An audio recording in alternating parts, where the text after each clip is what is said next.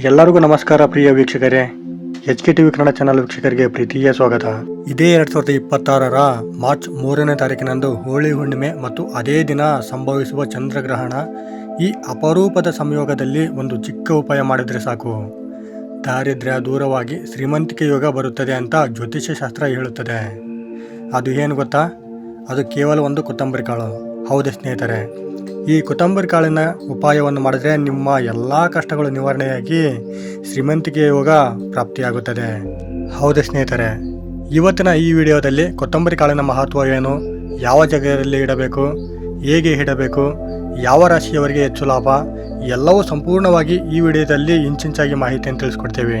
ಹಾಗಾಗಿ ಈ ವಿಡಿಯೋವನ್ನು ಎಲ್ಲೂ ಸ್ಕಿಪ್ ಮಾಡದೆ ಕೊನೆವರೆಗೆ ನೋಡಿ, ಯಾಕೆಂದರೆ ಅರ್ಧ ಮಾಹಿತಿ ಅಪಾಯಕಾರಿ. ವಿಡಿಯೋವನ್ನು ಪ್ರಾರಂಭ ಮಾಡೋಣ. ಅದಕ್ಕಿಂತ ಮೊದಲು ನೀವಿನ್ನೂ ನಮ್ಮ ಚಾನಲನ್ನು ಸಬ್ಸ್ಕ್ರೈಬ್ ಮಾಡದೆ ನೋಡ್ತಿದ್ರೆ ದಯವಿಟ್ಟು ಈ ವಿಡಿಯೋ ಒಂದು ಲೈಕ್ ಕೊಟ್ಟು ನಮ್ಮ ಚಾನಲನ್ನು ಸಬ್ಸ್ಕ್ರೈಬ್ ಮಾಡಿಕೊಂಡು ಪಕ್ಕದಲ್ಲಿರುವ ಬೆಲ್ ಬಟನನ್ನು ಒತ್ತಿ, ಯಾಕೆಂದರೆ ನಾವು ಹಾಕುವ ಎಲ್ಲ ಜ್ಯೋತಿಷ್ಯ ಮಾಹಿತಿಯನ್ನು ನೀವು ಮೊದಲು ನೋಡಬಹುದು. ಹಾಗೆಯೇ ಸ್ನೇಹಿತರೆ, ಈ ಹೋಳಿ ಹುಣ್ಣಿಮೆ ಮತ್ತು ಚಂದ್ರಗ್ರಹಣದ ದಿನದಂದು ಈ ಚಿಕ್ಕ ಉಪಾಯ ಮಾಡಿದರೆ ಲಕ್ಷ್ಮಿಯ ಸಂಪೂರ್ಣವಾದ ಕೃಪಕಟಾಕ್ಷ ಬೀಳುತ್ತದೆ. ಇದರಿಂದ ನಿಮ್ಮ ಎಲ್ಲ ಸಮಸ್ಯೆಗಳು ದೂರವಾಗಿ, ದಟ್ಟ ದಾರಿದ್ರ್ಯ ಕೂಡ ದೂರವಾಗಿ ನಿಮಗೆ ಶ್ರೀಮಂತಿಕೆ ಭಾಗ್ಯ ಬರುವುದು ಖಚಿತ. ಹಾಗಾಗಿ ಸಂಪತ್ತಿನ ಅಧಿದೇವತೆಯಾದ ಮಹಾಲಕ್ಷ್ಮಿಯ ಆಶೀರ್ವಾದ ನಿಮ್ಮ ಮತ್ತು ನಿಮ್ಮ ಕುಟುಂಬದವರ ಮೇಲೆ ಸದಾ ಇರಬೇಕಂತ ಬಯಸಿದವರು ಓಂ ಶ್ರೀ ಲಕ್ಷ್ಮೀ ದೇವಿಯೇ ನಮಃ ಅಂತ ಕಮೆಂಟ್ ಮಾಡದೆ ಮರಿಬೇಡಿ.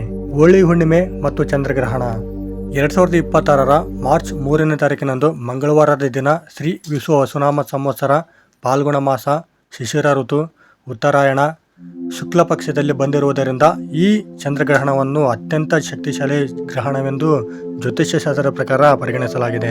ಈ ದಿನದಂದು ಮಾಡಿದಂಥ ಈ ಚಿಕ್ಕ ಕೊತ್ತಂಬರಿ ಕಾಳಿನ ಉಪಾಯ ಅಂದರೆ ಧನಿಯಾ ಬೀಜದ ಉಪಾಯ ನಿಮಗೆ ಶ್ರೀಮಂತಿಕೆ ಯೋಗವನ್ನು ತಂದುಕೊಡುವುದು. ಕೊತ್ತಂಬರಿ ಕಾಳು ಅಂದರೆ ಸದಾ ಅಡುಗೆ ಮನೆಯಲ್ಲಿರುವ ವಸ್ತು ಅಂತ ಅನ್ಕೊಳ್ಬೇಡಿ. ಜ್ಯೋತಿಷ್ಯ ಪ್ರಕಾರ ಇದು ಬುಧ ಗ್ರಹದ ಪ್ರತಿನಿಧಿ. ಬುಧ ಗ್ರಹ ಬುದ್ಧಿ, ವ್ಯಾಪಾರ, ಹಣಕಾಸು, ವಾಣಿಯಾಗಿರುತ್ತದೆ. ಬುಧ ಬಲವಾದರೆ ವ್ಯಾಪಾರದಲ್ಲಿ ಲಾಭ ಖಂಡಿತವಾಗಿ ಇರುತ್ತದೆ. ಹಣದ ಅರಿವು ಕೂಡ ಹೆಚ್ಚಾಗುತ್ತದೆ. ಪುರಾಣಗಳ ಪ್ರಕಾರ ಹುಣ್ಣಿಮೆ ದಿನ ಧ್ಯಾನ ಮತ್ತು ಬೀಜಗಳ ದಾನ ಮಾಡಿದರೆ ಲಕ್ಷ್ಮೀ ದೇವಿಯ ಕೃಪೆ ಹೆಚ್ಚಾಗುತ್ತದೆ. ಹಾಗಾಗಿ ಸ್ನೇಹಿತರೆ, ಮಾರ್ಚ್ 3ನೇ ತಾರೀಕಿನಂದು ಹೋಳಿ ಹುಣ್ಣಿಮೆ ಮತ್ತು ಚಂದ್ರಗ್ರಹಣ ಒಂದೇ ದಿನ ಬರುತ್ತಿರುವುದರಿಂದ ಈ ಅಪರೂಪದ ಸಂಯೋಗದಲ್ಲಿ ಒಂದು ಮುಷ್ಟಿ ಕೊತ್ತಂಬರಿ ಕಾಳು ಉಪಾಯ ಮಾಡಿದರೆ ಸಾಕು, ಹಣದ ಸಮಸ್ಯೆ ಕಡಿಮೆಯಾಗುತ್ತದೆ, ಸಾಲ ನಿವಾರಣೆ ಆಗುತ್ತದೆ ಮತ್ತು ಲಕ್ಷ್ಮೀ ಕೃಪೆ ಹೆಚ್ಚಾಗುತ್ತದೆ ಎಂದು ಜ್ಯೋತಿಷ್ಯ ಶಾಸ್ತ್ರ ಹೇಳುತ್ತದೆ. ಧನಿಯಾ ಬೀಜಗಳು ಸಂಪ್ರದಾಯದಲ್ಲಿ ಸಂಪತ್ತು, ಆರೋಗ್ಯ ಮತ್ತು ಶುಭಫಲದ ಸಂಕೇತಗಳು ಎಂದು ಹೇಳಲಾಗುವುದು. ಧನ ಮತ್ತು ಧಾನ್ಯ ಎಂಬ ಪದಗಳ ಸಂಬಂಧದಿಂದ ಧನ ಅಂದರೆ ಹಣ, ಆರ್ಥಿಕ ಯಶಸ್ಸು ಮತ್ತು ಧಾನ್ಯ ಎಂದರೆ ಅನ್ನ, ಸಮೃದ್ಧಿ ಎರಡೂ ಉದಾರವಾಗಿ ತಪ್ಪಿಸುತ್ತವೆ ಎಂದು ಆಚರಣೆಗಳಲ್ಲಿ ಹೇಳಲಾಗುತ್ತದೆ. ಉದಾಹರಣೆಗಾಗಿ ಧನ್ಯತೆಯನ್ನು ಅರ್ಥವಾಗಿರುವ ಧನಿಯಾ ಬೀಜವನ್ನು ದೀಪಾವಳಿಯ ಸಂಜೆ ಲಕ್ಷ್ಮೀದೇವಿಗೆ ಅರ್ಪಿಸುವ ಮನುಜ ಸಂಪ್ರದಾಯ ಹಲವೆಡೆ ಕಾಣುತ್ತದೆ. ಅದನ್ನು ಆರ್ಥಿಕ ಹಾಗೂ ಕುಟುಂಬ ವೃದ್ಧಿಗೆ ಶಕ್ತಿಗೆ ಬಳಸಲಾಗುತ್ತದೆ. ಕೊತ್ತಂಬರಿ ಬೀಜವು ಇದು ಚಂದ್ರ ಮತ್ತು ಶುಕ್ರ ಗ್ರಹಕ್ಕೆ ಸಂಬಂಧಿತ ಧನ ಆಕರ್ಷಣೆ ಮತ್ತು ಮನಃಶಾಂತಿ ನೀಡುವ ಶಕ್ತಿ ಹೊಂದಿದೆ. ವ್ಯಾಪಾರ ವೃದ್ಧಿಗೆ ತುಂಬ ಉಪಯೋಗ ಆಗುತ್ತದೆ. ಆಯುರ್ವೇದದ ದೃಷ್ಟಿಯಿಂದ ದೇಹದ ಉಷ್ಣತೆ ಕಡಿಮೆ ಮಾಡುತ್ತದೆ, ಮನಸ್ಸಿಗೆ ಶಾಂತಿ ನೀಡುತ್ತದೆ. ಕೊತ್ತಂಬರಿ ಬೀಜವನ್ನು ಧನ ವೃದ್ಧಿ ಬೀಜ ಎಂದು ಕೆಲವು ತಂತ್ರಶಾಸ್ತ್ರದಲ್ಲಿ ಹೇಳಲಾಗಿದೆ. ಹೌದು ಸ್ನೇಹಿತರೆ, ನಿಮ್ಮ ಅಡುಗೆ ಮನೆಯಲ್ಲಿರುವ ಒಂದು ಸಾಮಾನ್ಯ ವಸ್ತು ಕೊತ್ತಂಬರಿ ಕಾಳು ನಿಮ್ಮ ಅದೃಷ್ಟ ಬದಲಾಯಿಸಬಹುದು.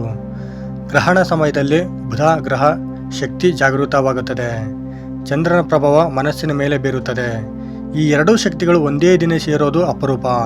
ಹಾಗಾಗಿ ಈ ಅಪರೂಪದ ದಿನದಂದು ನೀವು ಮಾಡಿದಂಥ ಈ ಕೊತ್ತಂಬರಿ ಕಾಳಿನ ಉಪಾಯ ನಿಮ್ಮ ಸಕಾರಾತ್ಮಕ ಶಕ್ತಿಗೆ ಹೆಚ್ಚು ಅನುಕೂಲಕರವಾಗಿರುತ್ತದೆ. ನಿಮ್ಮ ಅಭಿವೃದ್ಧಿಗಾಗಿ ಈ ಉಪಾಯವನ್ನು ಮಾಡಿದ್ರೆ ಎಲ್ಲ ಕಡೆಯಿಂದ ಆದಾಯದ ಮೂಲಗಳು ತೆರೆಯುತ್ತವೆ. ಹೋಳಿ ಹುಣ್ಣಿಮೆ ದಿನ ಚಂದ್ರ ಪೂರ್ಣ ಶಕ್ತಿಯಲ್ಲಿ ಇರುತ್ತಾನೆ. ಆ ದಿನವೇ ಚಂದ್ರಗ್ರಹಣ ಬಂದರೆ ಆ ಶಕ್ತಿ ಹೆಚ್ಚು ಪ್ರಭಾವ ಬೀರುತ್ತದೆ. ಚಂದ್ರ ಮನಸ್ಸು, ಭಾವನೆ, ಧನಭಾಗ್ಯ ಗ್ರಹಣ ಸಮಯದಲ್ಲಿ ಮಾಡಿದ ಸಕಾರಾತ್ಮಕ ಉಪಾಯಗಳು ವೇಗವಾಗಿ ಫಲ ಕೊಡುತ್ತವೆ ಅಂತ ಜ್ಯೋತಿಷ್ಯ ನಂಬಿಕೆ ಇದೆ. ಸ್ನೇಹಿತರೆ, ಈ ಗ್ರಹಣದ ದಿನದಂದು ಈ ಕೊತ್ತಂಬರಿ ಕಾಳು ಉಪಾಯ ಹೇಗೆ ಮಾಡಬೇಕಂತ ಈಗ ವಿವರವಾಗಿ ಹೇಳ್ತೀವಿ. ಮಾರ್ಚ್ 3ನೇ ತಾರೀಕಿನಂದು ರಾತ್ರಿಯ ಸಮಯದಲ್ಲಿ ಈ ಉಪಾಯವನ್ನು ಮಾಡಬೇಕು. ರಾತ್ರಿ ಸಮಯದಲ್ಲಿ ಮಾಡಿದಂಥ ಉಪಾಯ ಹೆಚ್ಚಿನದಾಗಿ ಫಲಪ್ರದವಾಗಿರುತ್ತವೆ ಎಂದು ಜ್ಯೋತಿಷ್ಯ ಹೇಳುತ್ತದೆ. 2026ರ ಮಂಗಳವಾರ ದಿನ ಮಾರ್ಚ್ 3ನೇ ತಾರೀಕು ರಾತ್ರಿ ಒಂದು ಸ್ವಚ್ಛವಾದ ಬಟ್ಟೆಯಲ್ಲಿ ಒಂದು ಮುಷ್ಟಿ ಕೊತ್ತಂಬರಿ ಕಾಳು ತೆಗೆದುಕೊಳ್ಳಿ. ಸ್ವಲ್ಪ ಅರಿಶಿನ ಮತ್ತು ಒಂದು ನಾಣ್ಯ ತೆಗೆದು ಇಡಿ. ಇದನ್ನು ಮನೆಯ ಉತ್ತರ ದಿಕ್ಕಿನಲ್ಲಿ ಅಥವಾ ಪೂಜೆ ಕೋಣೆಯಲ್ಲಿ ಇಡಿ. ಇದನ್ನು ಇಟ್ಟ ನಂತರ ಓಂ ಶ್ರೀ ಮಹಾಲಕ್ಷ್ಮೀ ನಮಃ ಎಂದು 21 ಬಾರಿ ಜಪಿಸಿ. ಈ ಮಹಾಲಕ್ಷ್ಮಿ ಜಪವನ್ನು ಮಾಡಿದರೆ ತುಂಬ ಅಪರೂಪದ ಕಾಣದ ಶಕ್ತಿಯೊಂದು ಈ ಉಪಾಯದ ತಂತ್ರಕ್ಕೆ ಹೆಚ್ಚಿನ ರೀತಿಯಲ್ಲಿ ಫಲವನ್ನು ತಂದುಕೊಡುತ್ತದೆ ಸ್ನೇಹಿತರೆ. ಆದರೆ ಒಂದು ಮಾತನ್ನು ನೆನಪಲ್ಲಿಟ್ಕೊಳ್ಳಿ, ಈ ಉಪಾಯವನ್ನು ಮಾಡಬೇಕಾದ್ರೆ ಯಾವುದೇ ರೀತಿ ಜಗಳ ಅಥವಾ ದುಗುಡ, ಆತಂಕ, ಯಾವುದೇ ರೀತಿ ಕೆಟ್ಟ ಆಲೋಚನೆ ಇರಬಾರದು. ನಿಮಗೆ ಯಾವುದು ಕಷ್ಟ ಇದೆಯೋ ಅಥವಾ ನಿಮ್ಮ ಜೀವನದಲ್ಲಿ ಯಾವ ಸಮಸ್ಯೆ ಇದೆಯೋ ಅದನ್ನು ಮನದಲ್ಲಿ ಸಂಕಲ್ಪ ಮಾಡಿಕೊಳ್ಬೇಕು. ಸಂಕಲ್ಪ ಮಾಡಿಕೊಂಡ ನಂತರ ಈ ಉಪಾಯವನ್ನು ಮಾಡಿದರೆ ತುಂಬ ಒಳ್ಳೆಯದು. ದುಗುಡ, ಆತಂಕ ಮತ್ತು ಅವಸರ ಯಾವತ್ತಿಗೂ ಮಾಡಬೇಡಿ. ಇದಾದ ನಂತರ ಮುಂದಿನ ದಿನ ಆ ಕೊತ್ತಂಬರಿ ಕಾಳನ್ನು ಹಸಿರು ಗಿಡದ ಬೇರಿಗೆ ಬಳಿ ಹಾಕಿ. ಇದರಿಂದ ಹಣದ ಅಡಚಣೆಗಳು ಕಡಿಮೆಯಾಗುತ್ತವೆ ಮತ್ತು ನಿಮ್ಮ ಎಲ್ಲ ಸಮಸ್ಯೆಗಳು ದೂರವಾಗುತ್ತವೆ ಎಂದು ನಂಬಿಕೆ ಇದೆ. ಮತ್ತು ಶ್ರೀಮಂತಿಕೆ ಯೋಗ ಹೇಗೆ ಬರುತ್ತದೆ ಅಂದರೆ, ವ್ಯಾಪಾರದಲ್ಲಿ ಹೊಸ ಅವಕಾಶಗಳು ಬರುತ್ತವೆ, ಸಾಲ ತೀರಿಸುವ ಮಾರ್ಗ ಸಿಗುತ್ತದೆ, ಮನೆಯಲ್ಲಿ ಜಗಳ ಕಡಿಮೆಯಾಗುತ್ತದೆ, ಹಣ ಉಳಿಸುವ ಶಕ್ತಿ ಹೆಚ್ಚಾಗುತ್ತದೆ. ಕೊತ್ತಂಬರಿ ಬೀಜ ಸುವಾಸನೆ ಮನಸ್ಸಿಗೆ ಶಾಂತಿ ಕೊಡುತ್ತದೆ. ಚಂದ್ರಗ್ರಹಣದ ನಕಾರಾತ್ಮಕ ಶಕ್ತಿ ಕಡಿಮೆಯಾಗುತ್ತದೆ ಎಂದು ತುಂಬ ನಂಬಿಕೆ ಇದೆ.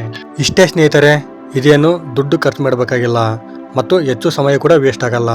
ಇಷ್ಟೇ ಮಾಡಿದ್ರೆ ಸಾಕು ಸ್ನೇಹಿತರೆ, ನಿಮ್ಮ ಜೀವನದಲ್ಲಿದ್ದ ಎಲ್ಲ ಸರ್ವಕೋಟಿ ಕಷ್ಟಗಳು ನಿವಾರಣೆ ಆಗುತ್ತವೆ ಮತ್ತು ನಿಮಗೆ ಹಣದ ಅರಿವು ಹೆಚ್ಚಾಗುತ್ತದೆ.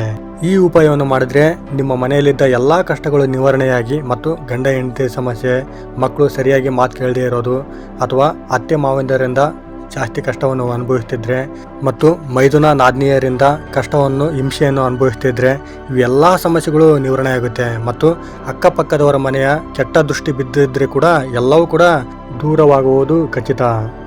ಈ ತಂತ್ರವನ್ನು ಮಾಡಿ, ಈ ಉಪಾಯದ ತಂತ್ರ ಸಿದ್ಧಿಶಾಸ್ತ್ರದ ಪ್ರಕಾರ ಅನೇಕ ಜನರು ಈ ಉಪಾಯವನ್ನು ಮಾಡಿ ತಮ್ಮ ಜೀವನವನ್ನು ತುಂಬ ಅಭಿವೃದ್ಧಿಯನ್ನು ಹೊಂದಿದ್ದಾರೆ. ಈಗಂತ ನಾನು ಹೇಳೋದಲ್ಲ ಸ್ನೇಹಿತರೆ, ಈ ಉಪಾಯದ ತಂತ್ರವನ್ನು ಮಾಡ್ತಿರಲ್ಲ, ಆವಾಗ ಅನುಭವ ಆದಮೇಲೆ ನೀವೇ ಹೇಳ್ತೀರಾ ಈ ಉಪಾಯದ ಶಕ್ತಿ ಯಾವ ರೀತಿ ಕೆಲಸ ಮಾಡುತ್ತೆ ಅಂತ. ಹಾಗಾಗಿ ಅನುಭವ ಆಗುವವರೆಗೂ ಕಾಯಬೇಕು. ಕೆಲವರು ಹೇಳ್ತಾರೆ ಈ ಉಪಾಯದ ತಂತ್ರವನ್ನು ಮಾಡಿದ್ರೆ ಎಲ್ಲವೂ ಒಂದೇ ಸಾಮಾನ್ಯ ನಿವಾರಣೆ ಆಗುತ್ತಾ ಅಂತ ಕೇಳ್ತಾರ. ಆದರೆ ಈ ಉಪಾಯವನ್ನು ಮಾಡಿದ್ರೆ ಹಂತ ಹಂತವಾಗಿ ನಿಮ್ಮ ಸರ್ವಕೋಟಿ ಕಷ್ಟಗಳು ನಿವಾರಣೆಯಾಗುತ್ತೆ. ಮತ್ತು ಸ್ನೇಹಿತರೆ, ಈ ಹುಣ್ಣಿಮೆ ಮತ್ತು ಚಂದ್ರಗ್ರಹಣದ ಪ್ರಭಾವದಿಂದ ಯಾವ ರಾಶಿಗಳಿಗೆ ಹೆಚ್ಚು ಲಾಭ ಸಿಗುತ್ತೆ ಅಂದರೆ, ವೃಷಭ ರಾಶಿ ಮತ್ತು ಮಿಥುನ ರಾಶಿ ಹಾಗೂ ಕನ್ಯಾ ರಾಶಿ ಹಾಗೂ ತುಲಾ ರಾಶಿ ಮತ್ತು ಮಕರ ರಾಶಿ ಹಾಗೂ ಕುಂಭ ರಾಶಿ. ಈ ರಾಶಿಯವರಿಗೆ ಬುಧ ಗ್ರಹ ಬಲವಾದರೆ ಅದೃಷ್ಟ ಹೆಚ್ಚಾಗುತ್ತದೆ.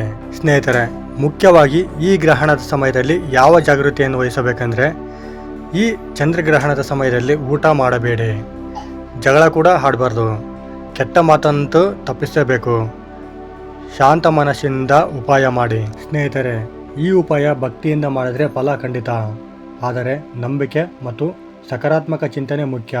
ನೋಡಿದ್ರಲ್ಲ ಸ್ನೇಹಿತರೆ, ಈ ಮಾಹಿತಿ ನಿಮಗೆ ಇಷ್ಟವಾಗಿದೆ ಅಂತ ಅಂದ್ಕೊಂಡಿದ್ದೀವಿ. ಇಷ್ಟವಾದರೆ ದಯವಿಟ್ಟು ಈ ವಿಡಿಯೋಗೆ ಒಂದು ಲೈಕ್ ಕೊಡಿ.